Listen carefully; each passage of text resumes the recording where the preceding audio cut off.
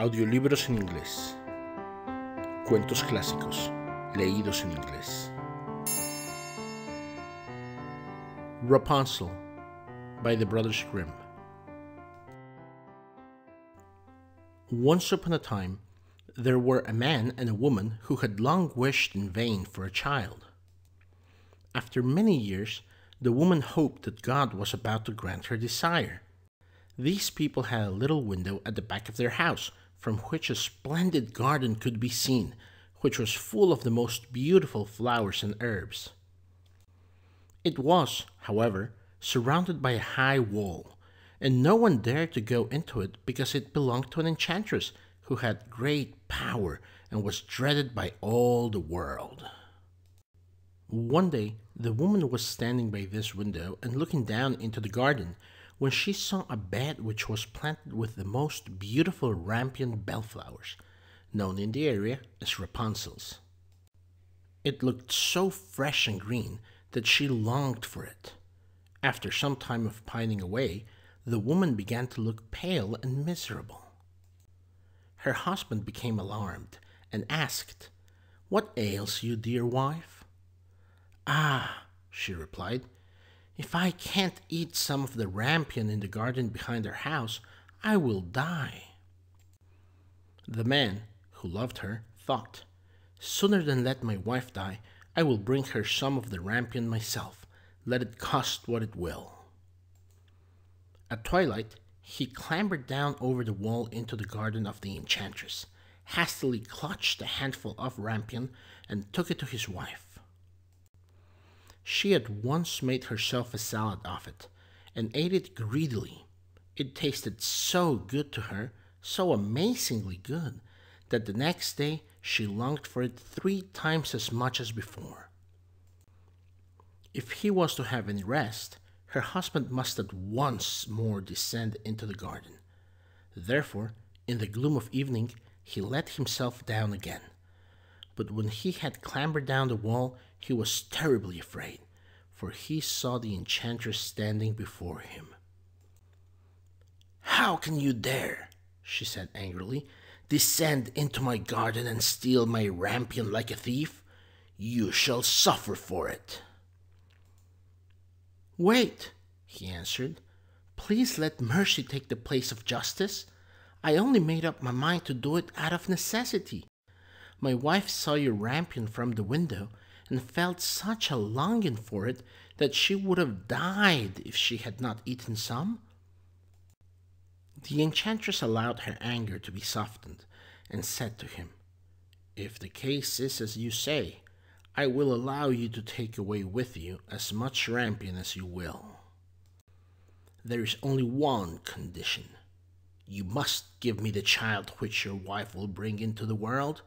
She will be well treated, and I will care for her like a mother." The man in his terror consented to everything. Months later, when the woman began childbirth, the enchantress appeared at once. After the baby was born, the enchantress gave the child the name of Rapunzel, and took the baby away with her. Rapunzel grew into the most beautiful child under the sun. When she was 12 years old, the enchantress shut her into a tower deep in the forest. The tower had neither stairs nor a door, but all the way at the top there was a little window. When the enchantress wanted to go in, she would stand beneath the window and cry, "Rapunzel, Rapunzel, let your hair down for me." Rapunzel had magnificent long hair, fine as spun gold. When she would hear the voice of the enchantress, she would unfasten her braided tresses, wind them round one of the hooks of the window above, and let her hair fall 70 feet down. The enchantress would climb up the hair into the tower. After a year or two, it came to pass that the king's son rode through the forest and passed by the tower.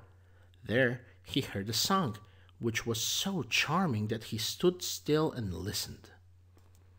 It was Rapunzel, who in her solitude passed her time by letting her sweet voice resound.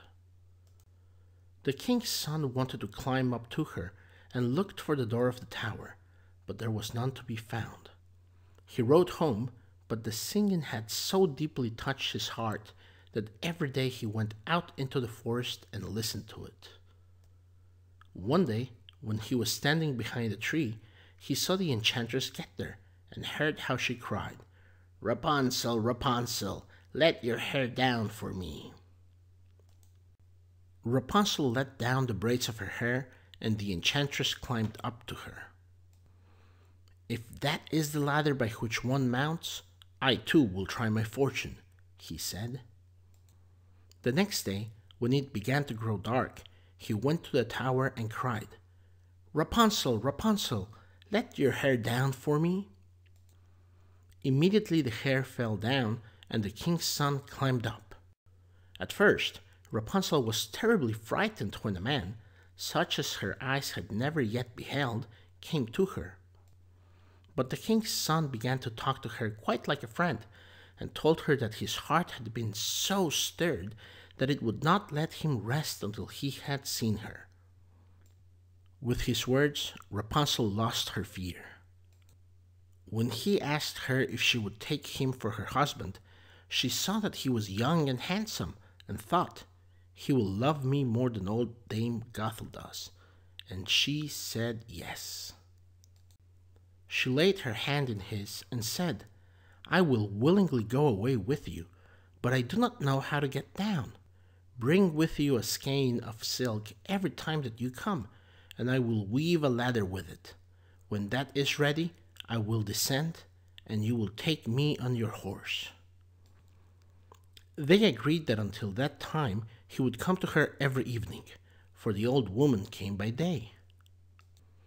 For many days the enchantress did not realize this was happening, until one day Rapunzel said to her, "Tell me, Dame Gothel, how come you are so much heavier for me to draw up than the young king's son? He is with me in a moment." "Ah, you wicked child," cried the enchantress, "what do I hear you say? I thought I had separated you from all the world, and yet you have deceived me." In her anger, she clutched Rapunzel's beautiful tresses, wrapped them twice round her left hand, and seized a pair of scissors with the right. Then, snip-snap, she cut them off, and the lovely braids lay on the ground.